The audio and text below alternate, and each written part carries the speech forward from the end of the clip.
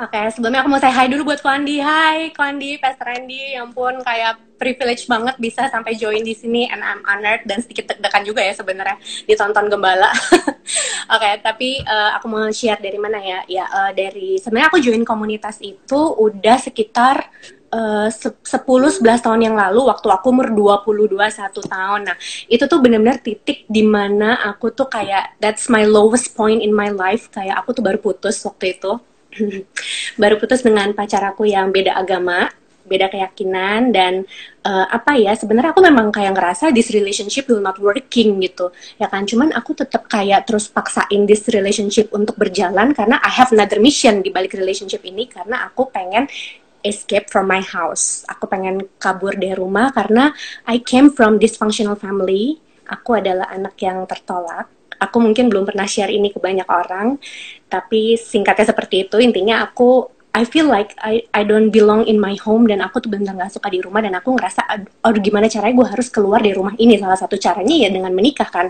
Jadi singkat cerita aku ketemu mantan aku dulu dan pacaran selama nggak lama sih, setahun setengah, and then aku putus. Nah, waktu aku putus aku ngerasa bener-bener kayak hidup aku tuh kayak hancur, kayak selama ini yang udah aku rancangin, aku sama my ex waktu itu udah bener-bener ngerancangin abis ini kita mau kayak udah sampai ngomongin tunangan, even marriage gitu. Dia mau ambil S2 ke Aussie dan aku pengen ikut dia juga waktu itu. Tapi waktu aku sekarang look back, aku bisa bersyukur banget kenapa Tuhan menghancurkan impian yang aku bangun dengan kekuatan aku sendiri gitu. Waktu itu aku udah rancangin, oke, gue sama dia mau engage, gue sama dia mau married, pindah ke Aussie, terus gue udah bisa melancarkan misi gue, which is keluar dari rumah, dan udah that's it gitu, that's my life yang aku rancangin gitu. Tapi satu hari karena memang kita nggak cocok, akhirnya putus. Dan di situ benar-benar aku tuh ngerasa kayak that's the end of my life gitu. Kayak benar-benar apa ya, kayak hancur di sehancur-hancurnya ya. Di titik aku hancur itu, aku bertemu dengan seseorang teman SD aku. Dia ngajakin aku ke Komsel, community atau yang kita sebut cool waktu itu. Nah, ternyata titik dimana aku ngerasa hidup aku hancur, mimpi aku hancur, di situ ternyata justru hidup aku yang sesungguhnya baru dimulai di komunitas itu gitu. Di situ selama kurang lebih 5 tahun aku belajar yang namanya panggilan hidup. Aku ngerti tentang Tuhan dan bisa membangun relationship as kayak, oh ternyata Tuhan tuh ada ya, dan gak cuman kayak sekedar baca di Alkitab dan jauh gitu. Dan aku ketemu panggilan hidup aku ngerti tentang karunia, aku ngerti tentang segala hal yang aku gak pernah ngerti selama ini gitu. Dan aku berada di komunitas itu, aku menjadi seekor domba di sana, diberi makan cukup kenyang dan kuat sampai aku jadi gemuk dan bertumbuh banget. Itu sekitar 5 tahun, and then setelah 5 tahun itu Tuhan taruh di dalam hati aku untuk aku lebih fokus ke pelayanan aku di gereja. Jadi dari tahun 2009-2010 sampai tahun 2015, and then aku memfokuskan diri aku untuk pelayanan aku di gereja gitu. Nah, dari tahun 2015, 2 tahun kemudian, tahun 2017, di situ Tuhan panggil aku untuk menjadi gembala and leading this community name Cool Tanjung Duren, yang anak-anaknya ada di sini. Hai guys. Oke. Gitu sih. Nah, aku mau nanya dong, kenapa kamu waktu itu mau ikutan gitu, buat ikutan komunitas gitu kan? Kadang banyak orang yang kayak malu gitu loh buat memulai, apalagi kayak ketemu sama orang baru, ketemu sama strangers gitu. Apa sih yang bikin kamu akhirnya mau coba deh ikutan komunitas gitu, dan belajar terbukanya tuh gimana sih gitu? Iya, percaya atau enggak, aku nih bener-bener orang yang gambar dirinya super duper hancur. Kayak di sini ada teman aku juga, Felicia Valentina. Dia tahu banget gimana aku dulu. Aku sama dia waktu itu pernah mau join ke satu komunitas, dan aku tuh malu banget. Aku tuh bener-bener yang kayak nggak pernah berani untuk kayak join satu komunitas. Aku nggak pernah kayak berani untuk memperkenalkan diri. Pokoknya gue tuh kayak aduh gila, gambar diri gue kacau banget ya dulu. Nah, tapi gimana ya, mungkin namanya manusia ya, waktu dia udah benar-benar ada di satu titik terendah dia, waktu dia udah nggak tahu lagi mau kemana, waktu dia tuh udah mentok kiri kanan, mentok atas bawah juga nggak ada jalan, kayaknya di situ udah nggak kepikir lagi deh, lu mau malu, lu mau kayak gimana, kayak I need to join community gitu. Dan di titik itu aku rasa disitulah apa ya, kayak titik dimana Tuhan menemui kita in our lowest point gitu, untuk join ke satu komunitas kayak gitu. Nah, itu abis itu gimana cara kamu beradaptasi gitu sama lingkungan baru? Gimana belajar percaya? Kan kalau komunitas tuh pentingnya, menurut aku ya, pentingnya itu nggak sih rasa percaya gitu, rasa kayak akhirnya kamu berani sharing, berani kayak ikut belong to the family gitu. Kayak gimana kamu menumbuhkan rasa percaya itu? Untuk aku menumbuhkan rasa percaya aku waktu aku jadi seekor domba ya di komunitas aku yang lama, di situ peranan mentor itu sangat penting banget sih di dalam komunitas menurut aku gitu, karena yang namanya domba, baby domba, dia pasti nggak akan tahu apa yang harus dia lakukan, dia pasti juga akan ngerasa kayak malu, dia mungkin juga gambar dirinya belum pulih, dia kayak kayak a baby sheep, a baby domba tuh kayak nggak akan ngerti apa yang harus dia lakukan gitu. Nah, menurut aku di sini pentingnya mentor itu untuk reach out ke domba-domba yang masih baru seperti ini gitu, untuk mereka deketin, untuk mereka dampingin, untuk mereka ajak dia merasa feel home di dalam komunitas ini. Dan aku menemukan ibu domba aku, mentor aku waktu di komunitas yang lama, dan Cici ini cukup mementoring aku, dia cukup baik memberikan aku makan secara spiritual, dan dia cukup membimbing aku, menuntun aku sampai aku akhirnya bisa bertumbuh kayak gitu sih. Jadi menurut aku peranan mentor tuh penting banget di dalam sebuah komunitas kayak gitu. Nah, itu kan kalau dari sisi luar ya, maksudnya dari sisi mentornya yang kayak approach kamu, yang kayak deketin kamu gitu. Tapi dari sisi kamunya sendiri, apa yang harus kita lakuin gitu untuk mencoba ke satu komunitas gitu? Dari sisi aku nggak tahu ya, waktu itu pas aku diajakin tuh aku langsung mau aja untuk join community, karena memang aku ngerasa hidup aku udah mentok, aku udah nggak tahu lagi kayak harus ke kiri ke kanan kemana, aku nggak tahu, aku ngerasa udah mentok, diajakin ya udah aku mau. Nah, di situ pun waktu aku ketemu dengan cici mentor aku, dia itu pada saat itu dia tuh ada 3 anak, jadi ada aku, dan 2 anak cewek lainnya yang dia doain dan dia tuh mentoring gitu. Nah, tapi seiring perjalanannya waktu, di antara 3 anak ini, yang 2 akhirnya gugur, yang 2 gugur di tengah jalan, dan hanya aku yang pada akhirnya bisa sampai hari ini aku masih kayak build relationship sama dia, dan sedikit banyak dia masih mentoring aku gitu. Nah, menurut aku di sini penting juga dari diri kita sebagai domba, sebagai anak mentor yang mau dimas punya rasa kayak dari diri kita juga harus mau untuk dididik dan dimentor dan memberikan diri untuk diajarin gitu sih sama mentor kita gitu. Jadi itu lebih ke hubungan 2 arah gitu sih.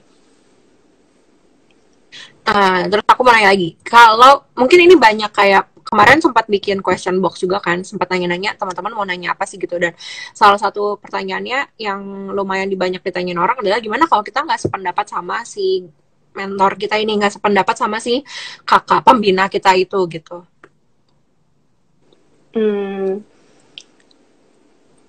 Yang aku lakukan waktu aku jadi domba waktu itu ya, waktu aku lagi nggak sependapat ya talk with her, kayak ya just sharing with her dan ngomong sama dia baik-baik, mengutarakan isi hati aku, dan ya we have quite good relationship sih waktu itu kayak gitu.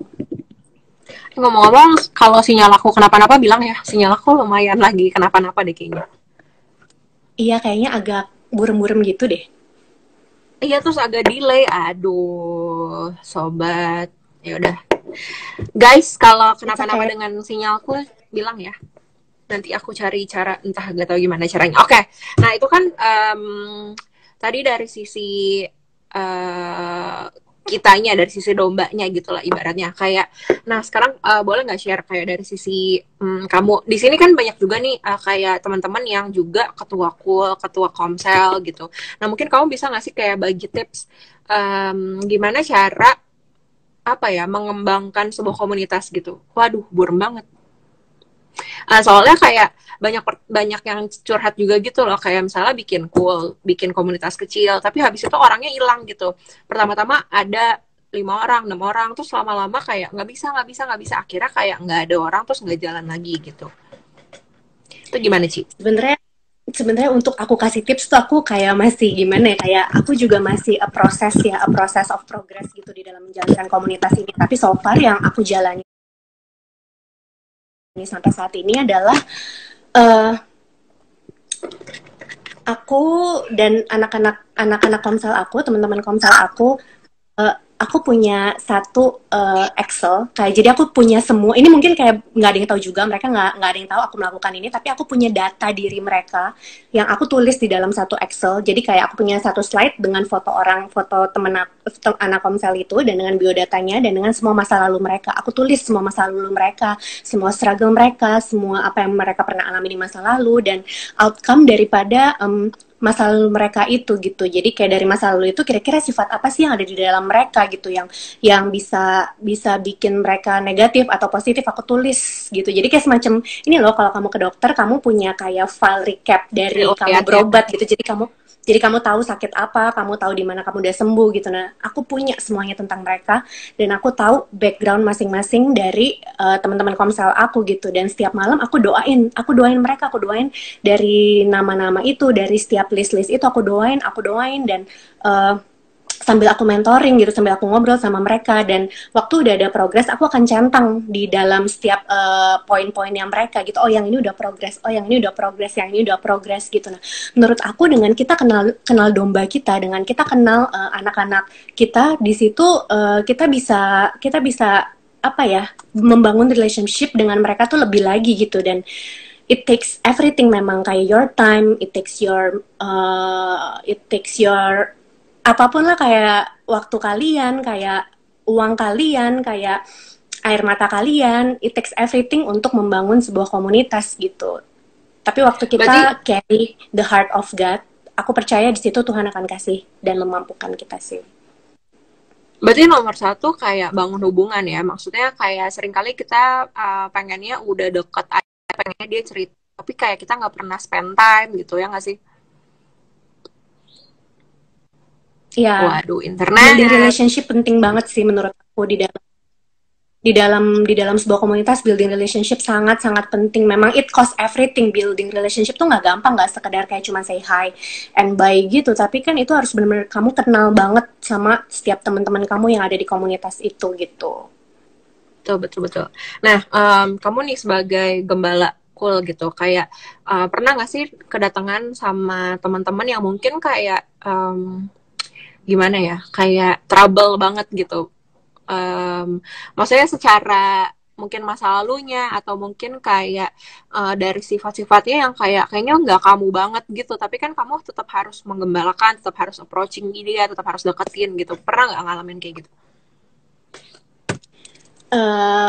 Pernah banget, dan I count myself as the broken one juga gitu. Jadi memang kita di komunitas Cool Tanjung Duren ini, kita semua tuh memang anak-anak yang broken gitu di masa lalu kita gitu. Tapi menurut aku it doesn't matter gitu. Waktu kita udah berada di satu komunitas, penting banget, ini yang selalu aku share juga ke teman-temanku Tanjung Duren, penting banget untuk kita tuh punya yang namanya acceptance and love each other gitu.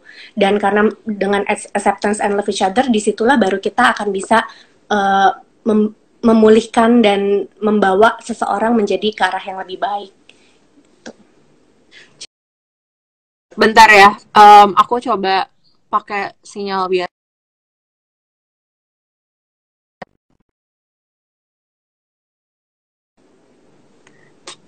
Gawat sekali. Oke. Aman? Udah clear, aman? Aman, Ji? Di tempat aku clear. Oke. Nah, terus lanjut lagi kayak itu kan tadi acceptance sama apa tadi kamu bilang? Love. Oh, nah kayak pernah nggak sih? Maksudnya nggak setiap orang mudah untuk dicintai ya nggak sih? Maksudnya kayak ada special case yang kayak berat banget nih buat deketin ini orang gitu, buat akhirnya ngajak dia ngobrol, akhirnya bikin dia terbuka gitu. Nah, apa sih kayak cara kamu pribadi gitu? Bener-bener kayak maksudnya secara praktikal apa yang kamu lakukan gitu? Jadi memang di dalam komunitas Cool Tanjung Duren kita ini, presentasinya 40% dari kita itu adalah anak-anak yang dysfunctional family. Jadi mereka yang kehilangan kasih bapak, mereka yang kehilangan kasih ibu, mereka yang kayak hidupnya hancur karena mereka nggak punya keluarga yang berfungsi dengan baik. Nah, 30% dari anak-anak dalam komunitas ini adalah LGBT.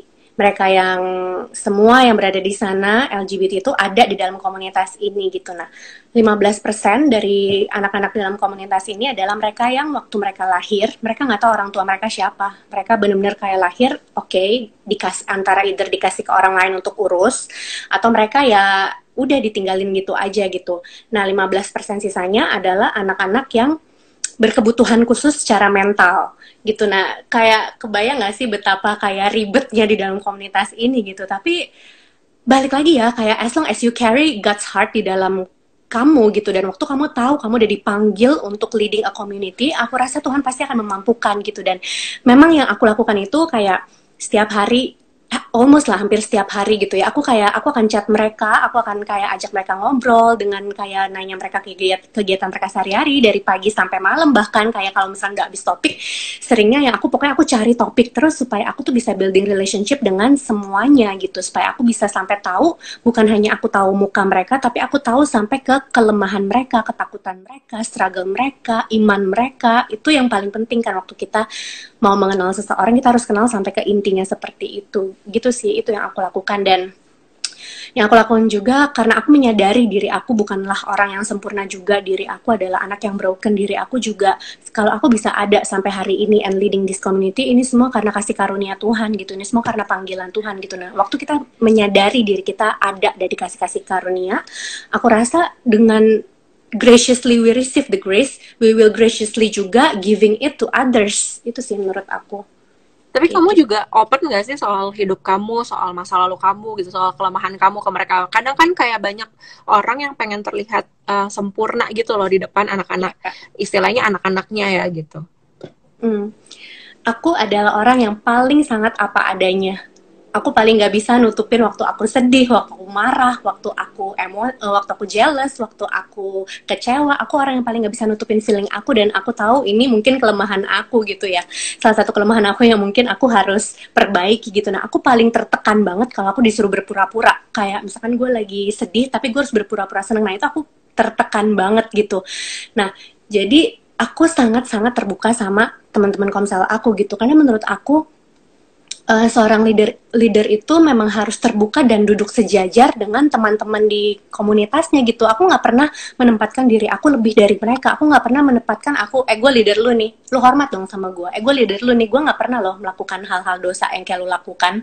Gue tuh one step ahead loh dari lu. Itu hal yang paling nggak pernah aku lakukan gitu. Karena menurut aku it's not a good type of leadership gitu. Aku juga bukan orang yang expert di dalam leadership gitu. Aku juga masih terus belajar. Aku juga masih mau diajar gitu. Karena aku masih kurang banget di dalam leadership ini. Cuman salah satu poin yang aku belajar selama aku leading this community adalah duduk sejajar dan membuka kelemahan kita kepada teman-teman kita di komunitas. Itu bukan satu kemaluan.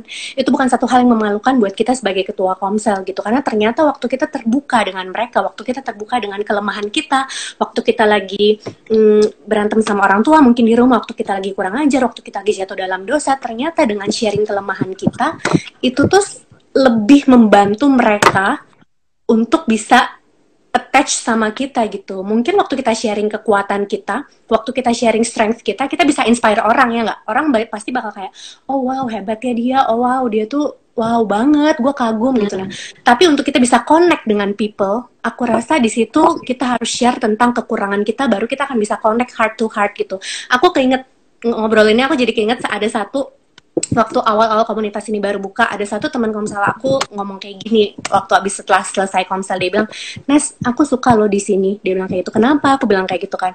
Iya, karena aku nggak ngerasa sebagai pendosa di sini. Aku nggak ngerasa kalian sebagai malaikat gitu. Dan itu yang membuat aku betah di sini. Dia bilang, komunitas-komunitas sebelumnya aku udah pernah datengin. Dia bilang, dan di situ aku nggak lama karena aku ngerasa tuh gue kayak orang berdosa sendiri dan mereka malaikat yang nggak pernah berdosa, dan gue nggak layak di komunitas ini. Nah, since dari hal itu aku ngerasa, oh ternyata penting ya untuk kita tuh terbuka dan sejajar supaya ya it's connect people ternyata dengan waktu kita terbuka dan duduk sejajar itu gitu sih.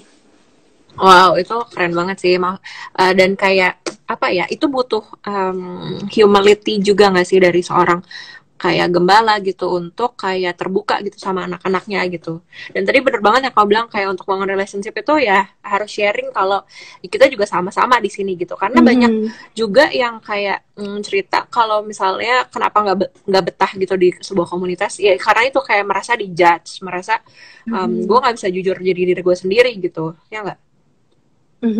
Ya, bener ya. Nah, bener. Kemarin tuh ada juga yang sharing yang curhat di DM gitu, Ci. Kayak, jadi dia punya komunitas, tapi dia merasa kakak ketuanya ini tuh kayak posesif gitu. Kayak dia nggak boleh ke komunitas lain, dia nggak boleh, bahkan nggak boleh kayak terlalu sibuk sama keluarga atau klien. Pokoknya harus selalu ada gitu kan. Misalnya kayak call itu, misalnya kayak komsel seminggu sekali gitu. Pokoknya selalu setiap hari, setiap itu harus ada gitu. Nah itu kamu gimana? Kayak apa ya? Kayak menurut kamu tuh pandangannya gimana sebagai seorang domba dan juga sebagai gembala gitu? Sebenarnya aku termasuk orang yang cukup posesif juga loh sama anak-anak aku. Nah, tapi menurut aku posesif itu ada batasnya kali ya. Maksudnya kayak kalau yang tadi kamu share dari anak yang share ke kamu itu, kalau dia sampai kayak di nggak bolehin meeting ketemu kumpul keluarga dan lebih harus duluin tentang kegiatan komunitas atau sejenisnya sampai kayak bikin anaknya sakit hati ya, aku rasa itu perlu heart to heart talk sih. Dan dari sisi domba dan dari sisi gembala pasti ada ininya mereka masing-masing yang harus dikomunikasiin. Makanya menurut aku penting banget komunikasi sih dalam suatu komunitas dan hubungan itu penting banget gitu. Aku rasa waktu diomongin, waktu diutarakan isi hatinya ya di situ pasti ada jalan keluar gitu. Jadi berarti nggak boleh kayak cuma dipendam terus kesel-kesel malah jadi ngegosipin gitu. Mungkin langsung kayak langsung ngomong aja kayak gue tuh nggak suka kayak gitu. Yap, karena aku juga orangnya lumayan orang yang frontal. Aku akan ngomong apa adanya, aku akan ngomong apa yang ada di hati aku akan ngomongin. Nah, mungkin itu ada negatifnya juga ya, tapi menurut aku ada positifnya juga, karena aku orang nggak pernah nyimpen. Kayak even kayak gue ngomong galak atau gue ngomong kayak langsung to the point, tapi ya udah that's it gitu. Gue nggak pernah nyimpen kayak di dalam hati. Gue simpen nih anak nih pernah kayak gini nih sama gue. Tuh orang tuh pernah gituin gue, nggak pernah gitu. Tapi aku cuman kayak sampein. Aku rilis dan aku pengen beresin saat itu juga gitu. Itu sih yang aku juga selalu share ke teman-teman komsel aku dan mereka mungkin juga udah tahu aku kali ya dan mereka ngerti waktu aku ngomong langsung to the point, it doesn't mean kayak aku tuh mau confront mereka dengan negatif atau mau jatuhin mereka atau enggak, tapi kayak I just wanna talk with you gitu. Kayak gitu sih. Buat teman-teman mungkin yang mau nanya boleh langsung komen di bawah atau mau sharing atau mau minta didoain apa gitu boleh langsung sharing tulis di bawah ya teman-teman. Nah tadi kan udah ngomong-ngomong pertanyaan dari aku. Nah ini tuh pertanyaan dari yang kemarin kita buka tanya jawab gitu loh. Nah banyak banget nih Ci yang nanya. Aku akan membacakan satu persatu. Pernah dekat sama orang di komunitas tapi dikecewain. Sekarang jadi malas buat ketemu dia. Aku harus apa? Waduh, maksudnya dia dikecewain sama ketua komunitasnya atau? Dia nggak bilang sih, cuman ya anggap aja sesama anggota atau ketuanya gitu. Pokoknya jadi malas gitu ketemu, gimana? Gini sih sebenarnya sometimes itu tuh kan kayak proses ya. Waktu kita tuh ketemu seseorang atau satu hal yang kita tuh nggak suka, kita tuh langsung kayak merasa defense, kita merasa langsung mau tarik diri. Nah sebenarnya waktu kita mau belajar untuk menghadapi setiap proses yang datang dalam hidup kita, ya aku ngomong kayak gini juga nggak gampang, maksudnya I'm still learning dan I'm still proses juga gitu. Maksudnya waktu kita ngadepin satu permasalahan yang yang bikin kita mau mundur, mau nggak kita bikin satu keputusan kecil untuk hadapi permasalahan itu dan belajar untuk denger apa sih yang Tuhan tuh mau ajar kita dari hal itu gitu. Karena aku percaya waktu kita lagi ngadepin satu masalah itu pasti ada satu hal di dalam hidup kita, di dalam diri kita tuh yang lagi mau Tuhan benerin sifat-sifat kita, karakter kita gitu. Dan defensif dan menarik diri sebenarnya itu hal yang lumrah, itu manusiawi banget kok. Dan aku juga pernah kayak gitu, bahkan mungkin sering gitu ya.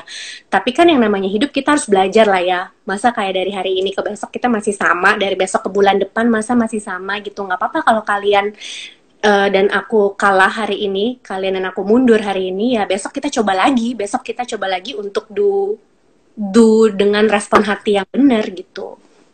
Dan karena menurut aku banyak banget ya komunitas tuh kayak sebenarnya komunitas waktu sebuah komunitas bisa menemukan visi misinya dan waktu sebuah komunitas bisa berjalan sesuai dengan tujuan daripada komunitas itu sendiri, komunitas itu akan menjadi satu wadah yang bisa mengubahkan hidup orang 180% derajat gitu. Dan mungkin karena iblis tahu waktu komunitas itu benar bergerak, waktu komunitas itu benar bertumbuh, waktu komunitas itu bisa benar-benar menghasilkan tentara-tentara Allah yang dahsyat, nah semakin akan dibikin kayak kacau aja gitu hubungan antar komunitas itu, gitu sih menurut aku. Dan maksudnya juga menurut aku kayak konflik itu bikin kita belajar dan bertumbuh ya nggak sih? Kalau misalnya dikit-dikit ada konflik terus kabur, kayak sampai kapan gitu kita akan kabur dari masalah ya nggak sih? Yes, true. Oke, pertanyaan nomor 2 adalah gimana caranya kalau misalnya sesama anggota tuh kita tahu, misalnya kita sama anggota nih, aku anggota kamu, terus teman aku tuh ada yang bikin salah dan aku mau negor dia, tapi gimana caranya negor yang nggak bikin tersinggung gitu? Ya of course harus tegur dengan kasih lah ya, maksudnya base-nya kasih gitu kan. Ada orang yang tegur tuh base-nya kayak gue tuh kesel banget sama lo, ada yang base-nya kesel, ada yang base-nya kayak mau jatohin mungkin, ada yang base-nya kayak mau tendang dia keluar dari komunitas. Sebenarnya balik lagi ke hati sih, kayak kamu tegur dia karena kamu pengen dia untuk berubah gitu. Teman-teman di Kul Tanjung Duren banyak banget yang aku suka tegurin di sini. Tapi ya salah satunya Yuli, aku sering banget tegur Yuli, kayak aduh sering banget deh sampai gue berpikir gila nih Yuli kayak bentar lagi kabur dari komunitas gue sampai berpikir kayak gitu. Nah tapi sampai hari ini ternyata dia masih stay gitu di sini dan aku cukup amazed juga ya. Nah di sini mungkin kayak peranan kedua belah pihak juga penting, dari aku dari segi gembala dan Yuli dari segi domba gitu. Nah aku selalu bilang sama Yuli, sorry ya Yul, aku pakai nama kamu tapi nggak apa-apa ya, karena memang aku sering banget tegur kamu gitu. Nah, tapi kamu tahu kan Yul, aku tuh tegur karena aku sayang banget sama kamu dan aku pengen kamu berubah gitu. Nah, jadi kayak aku selalu bilang sama Yul, aku ngomong keras kayak gini karena nggak akan ada yang pernah mau ngomongin kamu selain teman-teman di komunitas gitu. Orang lain lihat kamu melakukan hal yang salah, mereka mah bodo amat. Mau kamu jalan salah, mau kamu ke kiri ke kanan, kamu nyemplung ke got juga orang lain bodo amat. Tapi di sini, di komunitas ini kita pasti akan tegur kamu karena kita sayang sama kamu gitu. Nah jadi menurut aku pentingnya ya itu untuk apa adanya sih. Menurut saya kamu pengen dia tuh berubah gitu, itu sih. Caranya biar sebuah komunitas tuh bisa terbuka satu sama lain. Itu mungkin tadi pernah kita bahas di depan, tapi kayak diulangin aja nggak apa-apa. Yap. It all have to start from the leader. Kalau aku nggak pernah terbuka dari awal, kalau aku nggak pernah membuka diri aku duluan, teman-teman aku, komunitas aku, domba-domba nggak akan pernah terbuka gitu. Aku lagi baca satu buku tentang Psalm 23, tentang Psalm apa sih, Mazmur ya, Mazmur 23. Nah, di situ bahas tentang from the shepherd eye. Nah, di situ dia tuh yang nulis buku ini dia tuh benar-benar gembala domba di Amerika atau Australia, aku nggak tahu deh. Intinya dia tuh yang nulis buku ini benar-benar gembala domba dan dia bilang di buku ini wealthiness tentang kawanan domba, tentang domba itu mau baik atau jadi buruk, itu tuh semua tergantung dari gembalanya gitu. Karena domba ini tuh binatang yang bodoh banget, domba tuh benar-benar binatang on gitu loh, kayak mereka tuh tergantung banget sama gembalanya. Jadi waktu gembalanya ini adalah gembala yang jahat, gembala yang aduh jahat kayak terlalu parah banget ya, masa gembala yang kurang baik gitu ya, nah otomatis dombanya juga akan ikut gitu. Tapi waktu seorang gembala itu adalah gembala yang baik gitu, gembala yang baik, kita bisa baca masing-masing di rumah tentang Mazmur 23 yang itu aku lagi baca, aku lagi dalemin banget per ayat karena menurut aku tuh it's a gold banget setiap ayatnya waktu kita bisa dalamin dan kita bisa baca. Nah gitu, jadi dia bilang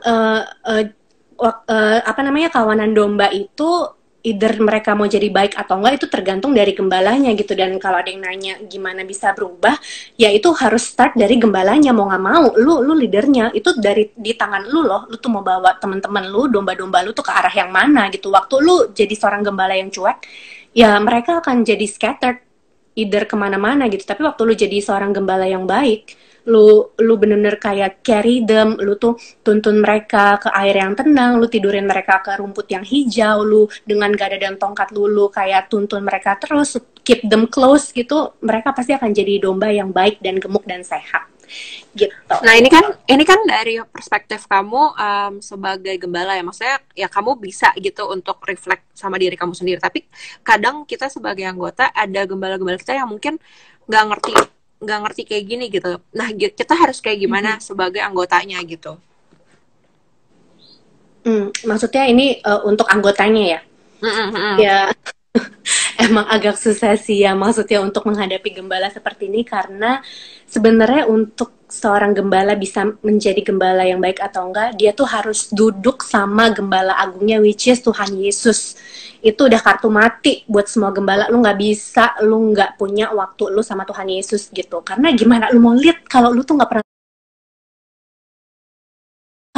pernah tahu gembala yang baik, which is dia di Yohanes 16 if I'm not wrong, atau Yohanes 10, aduh maaf ya kalau aku salah. Jadi di situ Tuhan bilang aku adalah gembala yang baik gitu. Nah, kalau kita nggak pernah duduk sama gembala yang baik, which is Tuhan Yesus sendiri, kita pasti akan jadi gembala yang bodoh. Kita pasti akan kayak nggak ngerti harus gimana yang domba kita, dan akhirnya domba kita yang masih lebih baby dibanding kita secara spiritual, mereka yang harus ngertiin sifat kita, which is kan itu sebenarnya nggak make sense kan gitu. Nah, berarti gitu. Mungkin sebagai anggota kita bisa belajar untuk mengerti sambil doain kali ya, maksudnya biar iya. Nah di sini mungkin ya silakan lanjutkan. Ya, di sini mungkin sebagai domba ya positifnya aja lah ya. Kita selalu ambil positif way, kayak lu lagi dipersiapin untuk dia didewasain lah. Lu lagi naik level, didewasain untuk ngadepin gembala kamu yang seperti itu. Gitu. Oke, nih pertanyaan berikutnya. Kenapa sih prinsip keterbukaan di komunitas itu harus ada? Padahal mah susah itu buat trust. Aku jadi keinget waktu komunitas Kul Tanjung Duren ini hari pertama buka, baru 4 orang, ada aku, Cincin, Tami, dan Dias. Nah, aku tuh bener-bener clueless waktu itu, Tuhan mateng gimana nih, gue gak ngerti apa-apa gitu, ada 4 orang gitu ya kan. Aduh kayaknya ini gak bakal datang lagi deh minggu depan, nih kayak krik-krik banget. Nah tapi di situ Tuhan taruh tiba-tiba di hati aku tuh, Tuhan taruh kayak gini, dia bilang, Nas, untuk sebuah komunitas itu bisa bertahan lama, kita kan pasti mau berjalan lama dong, panjang, ya kan? Dari awal fondasinya harus bener. Kamu harus terbuka satu sama lain gitu. Kamu harus terbuka dan bisa accept semua kekurangan mereka. Nah, jadi malam itu, di antara 4 orang itu, di situ tuh waktu itu aku share, bilang, iya teman-teman, untuk kita, ya kita kan namanya sebuah komunitas kan, kita keluarga gitu. Nah, untuk sebelum kita berjalan lebih jauh, ini hari pertama kita nih, aku mau kita semua terbuka atas setiap masa lalu kita gitu. Dan apa yang kita buka di sini itu buat kita berempat doang gitu. Kita nggak akan bagi-bagi untuk orang lain, kita nggak akan hambur-hamburin untuk orang lain, karena kalau kita nggak punya trust, kita nggak akan bisa jalan lama gitu. Jadi kayak ya apa yang Tuhan taruh di hati aku share ke mereka, dan ya udah malam itu kita benar-benar terbuka satu sama lain, dari aku, dari Cincin, dari Tami, dari Dias, tentang masa lalu kita semua gitu. Dan ya dari situ kita saling accept lah, kita dari situ saling accept, dan mata kita juga terbuka kalau ternyata ya kita ini memang kumpulan broken people yang Tuhan lagi pulihin untuk memulihkan anak-anak muda lainnya gitu. Jadi ya penting banget sih untuk memulai sebuah komunitas, memang harus banget yang namanya keterbukaan, supaya dari keterbukaan itu ada trust, dan dari trust itu baru kita bisa jalan lama gitu. Karena kalau nggak terbuka ya kayak nggak bisa jadi diri sendiri dan nggak bisa dibentuk nggak sih? Karena kita selalu nutupin gitu ya nggak? Iya banget sih, dan aku bersyukur banget teman-teman di Kul Tanjung Duren nggak ada yang nggak terbuka gitu. Even kayak mereka dosa sejelek apapun mereka share gitu, mereka cerita, jatuh sedalam apapun mereka cerita gitu. Mungkin mereka bisa seperti itu karena memang dari awal kita udah bangun yang namanya trust gitu. Kita udah tanamin terus yang namanya trust, acceptance, and love di dalam komunitas ini, dan nggak ada satu cerita pun, dan even kayak pasti banyak kan mereka yang cerita sama aku. Nah, tapi aku di antara mereka tuh nggak ada yang tahu cerita mereka masing-masing gitu, dan aku juga nggak pernah buka kayak, even aku deket banget di sini sama Cincin, di dalam komunitasnya aku deket banget sama Cincin nggak tahu cerita tentang anak-anak lain, seburuk apapun mereka, sejelek apapun mereka, aku nggak pernah ngobrolin sama Cincin, aku nggak pernah gosipin di belakang gitu loh, kayak gitu sih. Nah, selain keterbukaan juga harus belajar untuk apa ya, bertanggung jawab gitu atas kepercayaan yang orang kasih nggak sih ke kita. Nah, itu tadi kan kamu share kayak kamu mulai dari 4 orang gitu sampai sekarang bisa kayak hampir 30 ya. Hampir 30, dan Selasa besok 12 Mei Kul Tanjung Duren akan ulang tahun yang ketiga. By the way mau cerita dikit deh tentang ulang tahun kita 12 Mei ya kan. Nah, tahu nggak sih 12 Mei itu ternyata adalah hari di mana reformasi Trisakti terjadi, dan kita nggak pernah realize itu. Aku juga nggak pernah plan itu kayak Kul ini harus buka 12 Mei, enggak. Nah, kita tuh realize juga setelah setahun kemudian waktu kita mau ulang tahun yang pertama, pas aku lagi cek ini kira-kira kapan sih Kul ini kebentuk ya kan. Gue tuh inget di Mei, cuman kayak gue lupa tanggal pastinya. Terus aku cek kan di grup. Nah, di grup Kul kita itu tuh ditulis di situ tanggal terbentuknya 12 Mei 2017, dan di situ aku langsung yang kayak wah gila gitu, maksudnya kayak 12 Mei itu kan kayak hari reformasi Trisakti kan, dan setahun atau setahun setengah kemudian kita tuh coolnya akhirnya pindah ke Trisakti. Itu cerita lain lagi lah, intinya kayak sekarang kita coolnya di Trisakti gitu. Dan aku percaya banget itu ada sesuatu yang Tuhan taruh, dan dari pastor kita, dari gembala kita di GC, pastor kita juga pernah prophesy mengenai cool ini gitu, dan tentang ada kaitannya tentang Trisakti, dan ya kita percaya nggak ada yang kebetulan lah cool ini dibentuk gitu. Sorry nah, dari pertanyaan ya, nggak apa-apa. Pertanyaan aku adalah gimana caranya numbuhin gitu dari komunitas yang isinya cuma 4 orang sampai sekarang sebesar itu gitu. Maksudnya kan karena kayak nggak segampang itu untuk ngajak orang-orang buat ikutan gitu, dari yang mulai nggak kenal sama sekali sampai tiba-tiba bisa ada di dalam komunitas kecil gitu. Gimana sih caranya kamu gitu?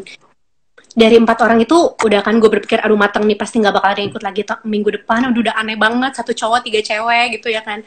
Nah terus nggak taunya minggu depan ada jiwa yang datang dari Cool Desk. Jadi di gereja kita ada Cool Desk gitu buat daftar komsel gitu. Nah kayak gila amazing ada ya kan. Aku sama Cincin udah bilang aduh gila pasti kayak minggu depan kita tutup nih gitu. Nah tapi ternyata ada gitu, dan waktu ada jiwa itu tuh buat aku tuh kayak satu hadiah, kayak satu apa, wah gila ada jiwa, oke langsung aku follow up, langsung aku ajak ngobrol, langsung aku kayak bersyukur sama Tuhan, langsung aku bilang kayak aduh Tuhan makasih ya buat jiwa satu yang dikirimin, akhirnya kita nggak berempat berlima, makasih banget Tuhan. Terus aku chat dia, aku kayak ajak ngobrol, aku follow up, karena aku suka cita banget gitu, karena aku kayak setiap jiwa yang baru yang didatengin dari Cool Desk sampai detik ini sukacita aku masih sama kayak 3 tahun lalu gitu. Aku selalu seneng kalau ada family yang bergabung, aku selalu seneng kalau ada anggota baru yang bergabung gitu. Aku nggak tahu itu kayak ya mungkin kayak Tuhan lihat hati kita juga kali ya, maksudnya Tuhan lihat hati masing-masing juga gitu. Waktu kita setia, waktu kita excited, waktu kita tuh menyambut segala sesuatu dengan sukacita, dengan puji syukur, dengan apa ya, something from your heart, from your deepest heart, di situ Tuhan akan bless gitu loh, di situ Tuhan akan apa ya, memberkati gitu. Dan aku percaya ini juga sebenarnya cerita aku buka Cool Tanjung Duren tuh aku nggak langsung mau sih waktu itu, dan aku kepanjangan untuk cerita di sini. Intinya aku waktu itu nggak langsung mau, tapi karena aku tahu this is God's heart, ini tuh hatinya Tuhan buat Jakarta Barat, dan I say yes waktu itu. Nah mungkin waktu kita udah ngambil 1% langkah yes, di situ Tuhan akan tambahin 99%-nya apa yang kita nggak pernah pikir, apa yang kita nggak pernah dengar, apa yang kita nggak pernah timbul di dalam hati. Di situ Tuhan berikan semuanya gitu untuk komunitasnya, termasuk jiwa-jiwa gitu. Dan menurut aku penting banget untuk follow up semua jiwa baru gitu, penting banget untuk lu lapar terus dan lu tuh pengen terus ada jiwa baru gitu. Lu bukan cuma pengen, tapi lu harus follow up ya, kayak bener-bener follow up gitu dari hati lu yang paling dalam, dari hati lu yang paling murni, dari passion lu dan dari cinta lu yang paling dalam untuk jiwa-jiwa itu gitu. Berarti balik lagi ke motivasi, ke setia gitu. Nanti Tuhan sendiri yang datengin gitu ya nggak sih? Kayak tapi ya kita juga harus follow up sih. Harus bertindak juga, tapi bukan kayak mungkin bukan motivasi dari awal pokoknya komunitas ini harus gede gitu, enggak gitu, enggak. Maksudnya kayak malah gue dari awal kayak aduh ini bakal tutup gitu, sampai sekarang bisa ada 27 anak-anak, bukan anak-anak lagi sih, mereka udah tentara-tentara yang siap untuk diluncurkan gitu. Mungkin 3 tahun lalu waktu mereka semua datang juga aku tuh memandang mereka semua tuh kayak sebelah mata gitu. Aduh susah banget nih, bener-bener anak-anak domba yang kayak mungkin kalau lu didik anak-anak komsel lu yang udah punya base, dalam arti mereka tuh memang udah pernah melayani di gereja, mereka udah pelayanan lah ya gitu, udah ngerti lah ya tentang Tuhan, itu lebih gampang. Tapi banyak kan teman-teman Cool Tanjung Duren ini tuh jiwa fresh banget, bener-bener kayak yang belum pernah kenal pelayanan, yang bener-bener hidupnya hancur. Itu tuh aduh itu nggak gampang gitu kan. Nah cuma aku percaya semua kasih karunia Tuhan lah, semua Roh Kudus gitu, Roh Kudus dan Tuhan Yesus yang kasih pertumbuhan. Jadi itu kayak benar-benar kerja sama Tuhan Yesus banget gitulah yang aku lihat gitu, kalau mereka bisa sampai bertumbuh sampai kayak sekarang ini. Nah ngomong-ngomong bertumbuh gitu, apa sih indikator kamu berada di satu komunitas yang bikin kamu bertumbuh gitu? Karena mungkin banyak, ada juga cerita yang kayak aku nggak bertumbuh nih di komunitas ini gitu. Apa indikator sebuah komunitas? Ini mungkin nggak valid banget, tapi aku share aja apa yang aku pernah alami lah ya, yang menurut aku gitu. Jadi jangan dipatenin ya, mohon maaf kalau ada kesalahan. Menurut aku yang pertama indikator sebuah komunitas, ciri-cirinya yang nggak bertumbuh semuanya di take care sama gembalanya. Itu udah pasti nggak sehat. Salah weh. Pertanyaannya komunitas yang bertumbuh bukan yang enggak. Gimana maksudnya? Aduh, sorry. Emang nih bener-bener indikator komunitas yang bertumbuh. Komunitas yang bertumbuh tuh bikin kamu kayak gimana? Ciri-ciri komunitas yang bertumbuh tuh kayak apa? Oke. Komunitas, maaf ya semuanya, maaf ya, aduh. down deh image-nya. Komunitas yang bertumbuh ya, ya ciri-cirinya ya itu benar tadi menurut aku, nggak semuanya tuh dihandle sama gembalanya. Ya berarti kita kebalikannya. Ya lanjut. Ya kan? Jadi tuh kalau semua udah dihandle sama gembala, udah pasti itu komunitas, aduh kesian dah pertumbuhan lu, kesian dah kayaknya gitu. Nah, terus komunitas yang bertumbuh juga kalau anak-anaknya tuh berani terbuka. Kalau ada keterbukaan, dan dari keterbukaan itu nggak cuma sampai terbuka doang loh ya, tapi ada pemulihan juga. Ada apa ya? Ada perpindahan dari kehidupan lama ke kehidupan baru gitu. Ada perpindahan dari kehidupan lama. Tunggu, aku baca tadi Juan Carlo tulis jangan ngegas. Gue juga gue juga distraction. Anaknya maaf ya. Anak-anak Tanjung Duren udah paham banget sama aku. Aduh, aku jadi iya tuh juga si Juan tadi lagi ngomongin apa ya? Gara-gara lihat komennya si Juan Carlo siapa sih? Oke. Nah, jadi indikator. Oke. Jadi indikatornya akan harus ada perpindahan dari manusia lama ke manusia baru gitu. Itu sih satu apa ya, harus ada buahnya juga. Itu ciri-cirinya satu komunitas yang bertumbuh. Nah, itu kan kayak orangnya tuh nggak doang. Terus ada regenerasi juga. Banyak ya. Nah, itu kan butuh proses kan. Maksudnya nggak langsung instan gitu. Jadi apa saran kamu ke orang-orang yang langsung merasa kayak gue nggak bertumbuh di sini gitu. Langsung pengen cabut, langsung pengen pindah gitu. Yakin lo gak bertemu di sini? Enggak deh. Galak. Bukan di Cool Tanjung Duren, ini ada pertanyaan orang lain. Enggak, ini bercanda, woy. Iya. Oke. Gimana kalau lo ngerasa gak bertumbuh? Ya gak apa-apa sih. Maksudnya aku tuh, ini sih yang aku lakukan ke setiap anak baru yang datang ke komunitas ini. Aku akan dudukin mereka berdua sama aku, dan aku akan share visi misi Cool Tanjung Duren ini, biar mereka tahu nih. Biar mereka tahu arah kapal ini mau kemana gitu. Oke, lu suka nggak? Lu setuju nggak dengan arah kapal ini mau kemana? Kalau lu setuju, lu stay. Kalau lu nggak setuju, lu nggak apa-apa kok nggak stay di sini. Tapi lu cari arah kapal yang memang sesuai dengan panggilan hidup lu juga gitu. Nah, jadi menurut aku balik lagi nih ke nggak bertumbuhnya. Kenapa? Karena memang kamu ada masalah kah? Kalau ada masalah, you have to beresin, nggak boleh kabur. Karena kalau kabur nanti di situ juga ketemu lagi masalah yang sama ya kan. Nah, tapi kalau memang karena kamu alasan nggak bertumbuhnya, kamu nggak satu visi hidup kamu tuh A, sedangkan visi komunitas kamu B, ya nggak apa-apa, cari komunitas yang sesuai dengan visi kamu itu gitu. Oke, nah ini tadi ada yang nanya nih Ci, kayak gimana kalau komunitasnya tuh gabung antara anak muda sama orang tua gitu, itu sebenarnya efektif gak sih, atau kita harus carinya yang anak muda aja gitu? Coba teman-temanku Tanjung Duren di sini sebutin umur masing-masing ya, dari muda sampai tua. Paling muda kita punya yang baru banget bergabung, kita punya anak SMA loh. Dari umur berapa ya dia tuh, kalau nggak salah umur 16 kali atau 17 gitu. Nah, yang paling tua ada Yuli, kalau nggak salah Yuli paling tua ya. Yuli umur 14 Yuli lagi. Yuli lagi. Jadi range umur kita tuh 16 sampai 44 gitu. Dan kita pernah juga kedatangan grup keluarga, ada 2 grup keluarga yang pernah join di komunitas ini, dan so far ya akhirnya mereka nggak gabung lagi sih, karena kayaknya yang keluarga itu tuh nggak sesuai dengan visinya mereka gitu. Anak-anaknya juga udah pada gede, udah tua lah gitu. Tapi menurut aku kalau yang masih single, yang masih sesama single statusnya, dan umurnya range-nya jauh kayak kita 16 sampai 44, menurut aku nggak ada masalah sih. Kayak kita asik-asik aja nggak sih teman-teman, guys asik-asik aja nggak guys?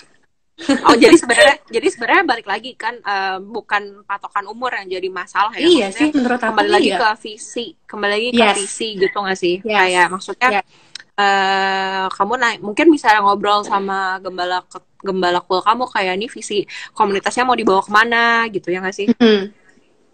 Untuk menentukan kamu tuh sebenarnya cocok gak sih di situ gitu, bukan dari umur. Kayak, iya benar. Aku nanya, ada pertanyaan yang bagus sih, kayak dia bilang connect grupnya lagi berasa burnout gitu. Kamu pernah gak sih kayak dalam, kan kamu lama banget nih di dunia perkomunitasan, kayak pernah gak sih ngalamin burnout, kayak udah gak semangat lagi gitu, dan kamu ngapain?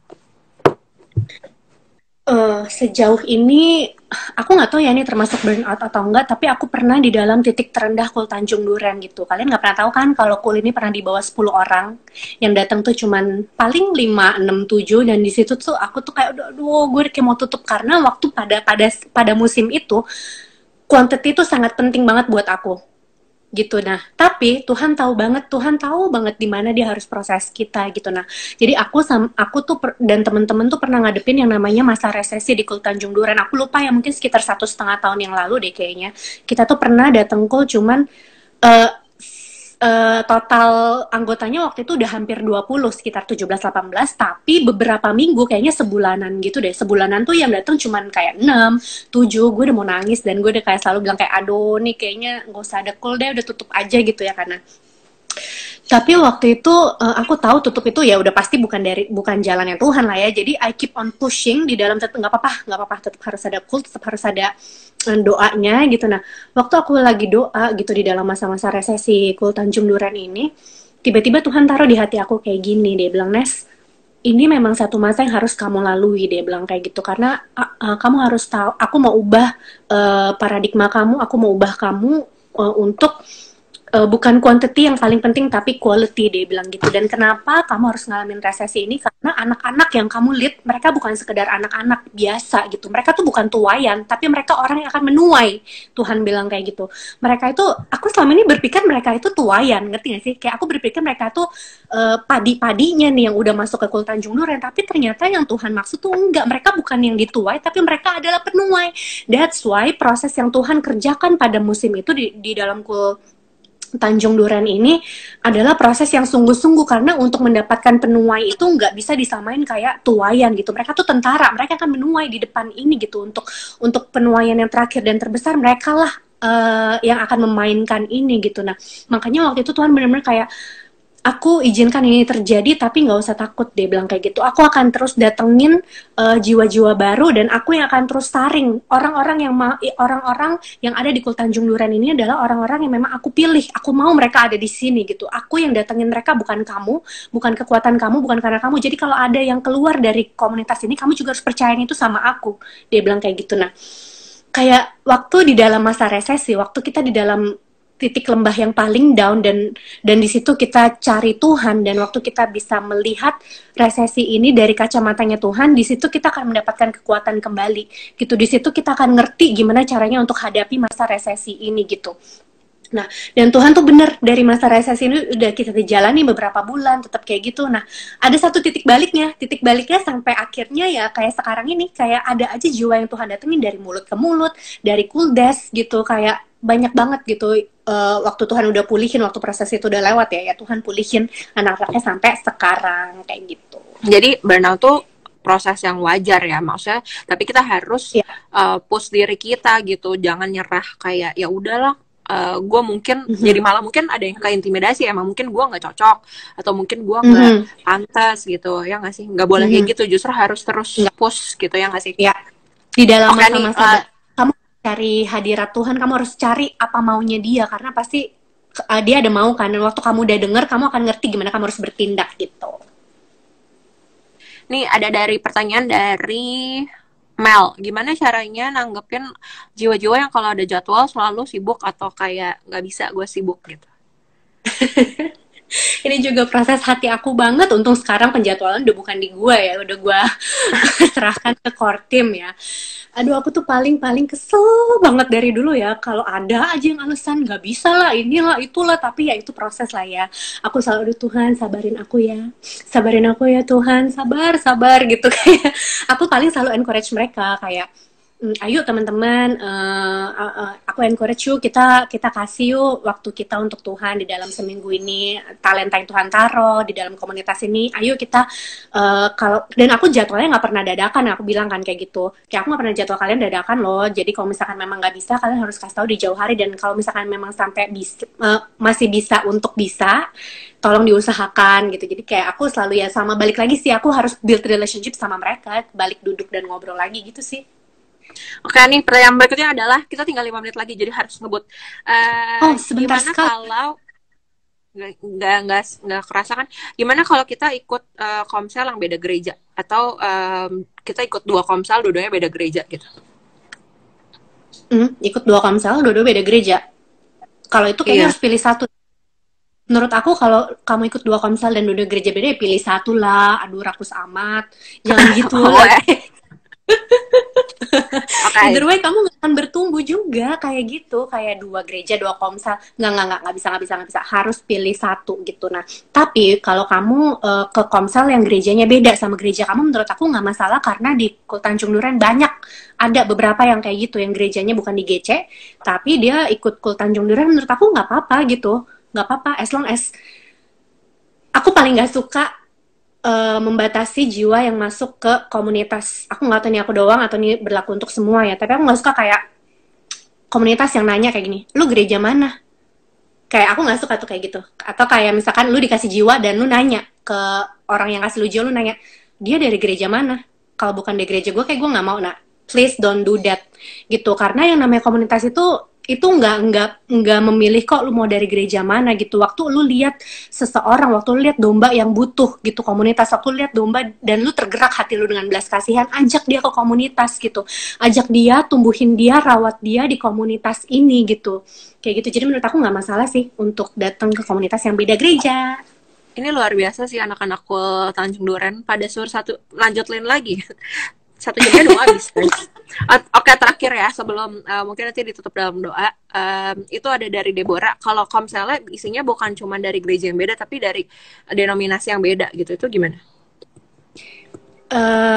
Di Komsel Tanjung Duren juga ada denominasi berbeda. Kita punya anggota dari HKBP, kita juga punya anggota dari, aduh aku nggak hafal sih apa jenis-jenis gereja, intinya tuh kayak beda denominasi gitu. Dan mereka tuh yang kayak, kalau kita kan dari GBI kan, mungkin mereka juga nggak gitu ngerti bahasa roh, tapi amazingly yang namanya Roh Kudus ya, mereka tuh bisa Roh Kudus tuh bisa menyatukan kita dan menunitikan kita. Mereka yang tadinya nggak ngerti Roh Kudus, mungkin mereka yang tadinya tuh nggak ngerti bahasa roh, mereka tuh bisa terima bahasa roh di komunitas ini, mereka dipenuhi Roh Kudus di komunitas ini gitu. Jadi menurut aku nggak masalah juga sih, as long as ya semua kayaknya balik lagi ke leadernya deh, gembalanya gitu sih menurut aku. Oke, satu banget terakhir, prinsip yang paling penting dalam sebuah komunitas, baik dari gembalanya, baik dari dombanya, itu apa? Trust yang pertama. Ini nggak bisa sebuah, soalnya ada beberapa. Oh iya, boleh, silahkan. Yang pertama trust. You have to build trust. Udah, trust itu paling penting banget. Trust apa sih? Kepercayaan ya?